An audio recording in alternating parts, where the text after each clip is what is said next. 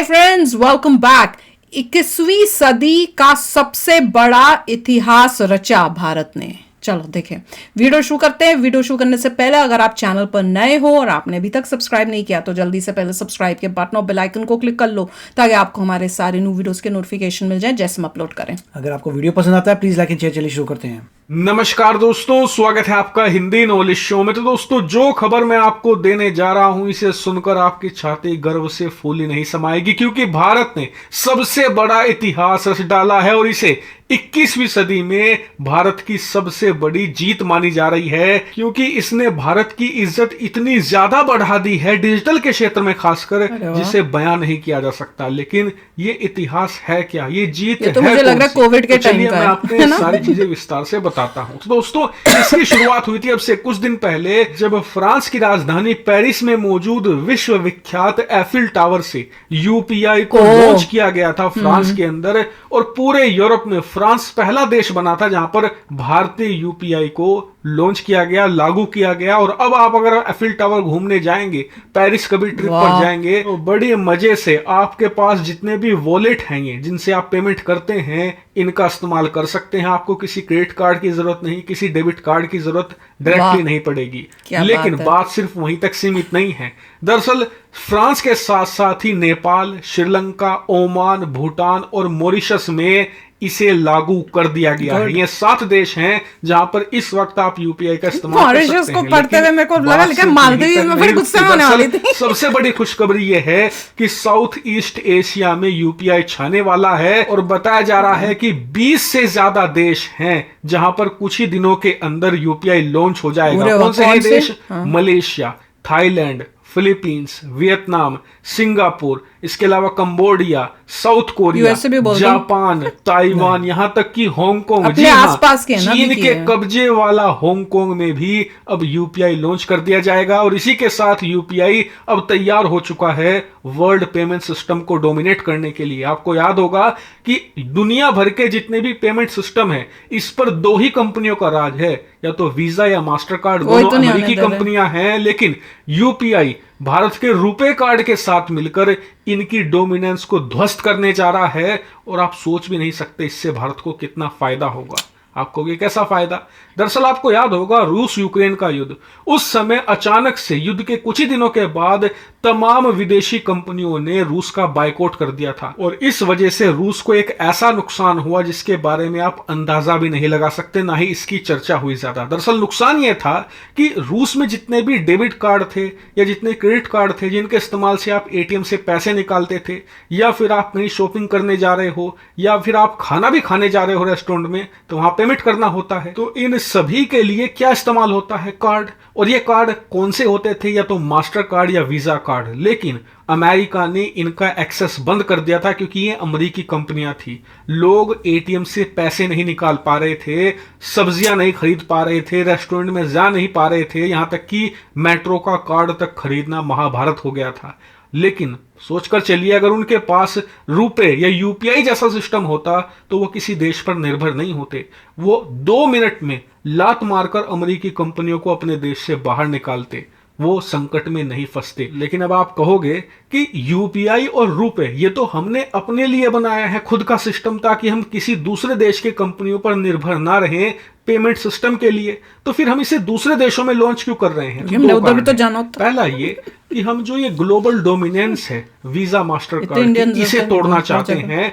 और जो ये पेमेंट मार्केट है इस पर कब्जा करना चाहते हैं। हम दुनिया को एक ऑप्शन देना चाहते हैं कि अमेरिकी कंपनियों के अलावा भारतीय कंपनी भी एक मौजूद है यूपीआई और रुपए, जिसका इस्तेमाल आप कर सकते हैं। आपको कभी ये डर नहीं होगा कि अमेरिका इसे बंद कर दे। दूसरा फायदा ये मिलेगा कि हम इससे डिप्लोमेटिक एडवांटेज ले सकते हैं। जब एक छोटा देश पेमेंट सिस्टम के लिए हम पर निर्भर हो जाएगा तो हम इसका इस्तेमाल कर सकते हैं उस देश को अपने फेवर में निर्णय लेने के लिए।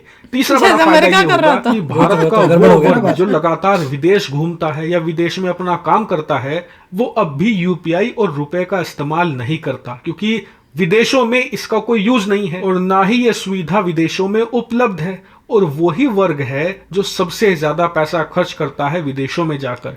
इसीलिए भारत इसे दूसरे देशों में लॉन्च करके उन्हें यह सुविधा देना चाहता है कि आप जो अभी दूसरे विदेशी पेमेंट सिस्टम इस्तेमाल कर रहे हैं उन्हें छोड़ दीजिए, यूपीआई और रुपए इस्तेमाल कीजिए, क्योंकि ये विदेशों में भी चलता है। और इसके अलावा एक ऐसा बेनिफिट है जिस पर ज्यादा लोगों की निगाहें नहीं जाती, वो है रेपुटेशन। जब विदेशों में यूपीआई और रुपए इस्तेमाल होगा और हम कभी घूमने बाहर जाएंगे तो हम गर्व से कह सकते हैं कि ये भारतीय सिस्टम है, हम अपने देश की चीजें इस्तेमाल कर रहे हैं। ये कमाल हो रहा है कि चलो पहले तो लगता था कि हमारे आसपास की कंट्रीज जो है उनको जो छोटी है हमसे, उनमें हम कर रहे हैं, पर अब आप देखो चेंजेस कि खाली आसपास की छोटी कंट्रीज नहीं जो इंडिया से छोटी हैं, अब हम अपने से बेटर बड़ी कंट्रीज के अंदर भी उनको किया है। फ्रांस में हो गया आईफिल टावर, अब कितने इंडियंस जाते हैं आईफिल टावर घूमने, अब उनको ये नहीं करना पड़ेगा कि भैया कन्वर्ट कराओ पैसे पहले फिर लेके जाओ, या आपके पास क्रेडिट कार्ड हो तो उसको यूज करो।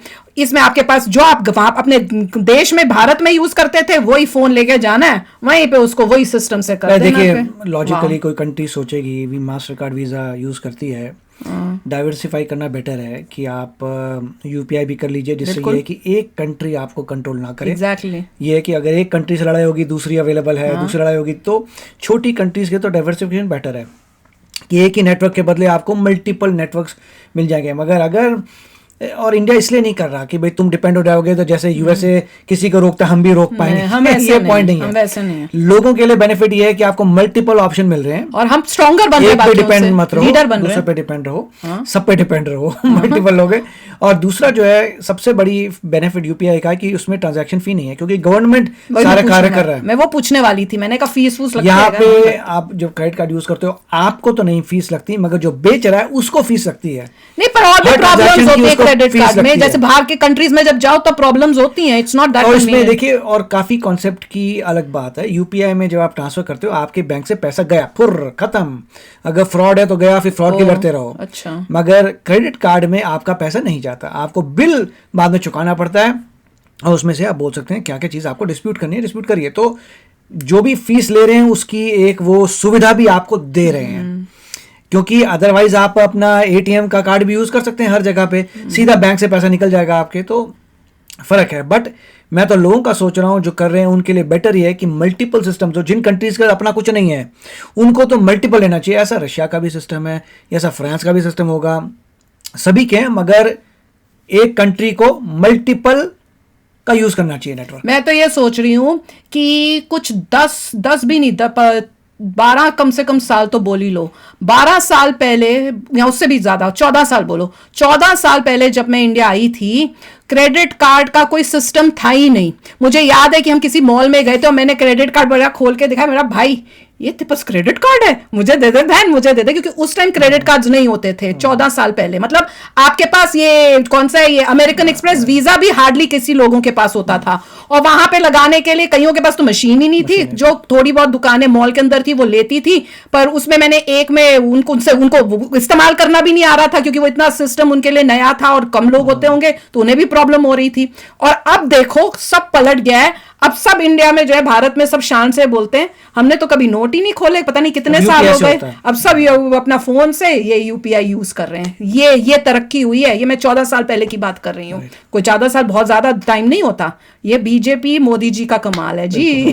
अब तो बाहर भी जाओगे तो भी नहीं करना, अपना फोन निकालो, अपना यूपीआई से ही करो, कमाल है। तो चलो अभी शेयर करना अपने थॉट्स, चलते हैं, मिलेंगे नेक्स्ट वीडियो में बहुत ही जल्द। Till then take care and bye bye. तो अगर आप मेरे इस चैनल पे नए हो तो जल्दी से सब्सक्राइब के बटन को हिट करो और बेल आइकन को क्लिक करो, ताकि आपको मेरा जब नया वीडियो मैं लगाऊं आपको उसके बारे में जल्दी से पता चल जाए।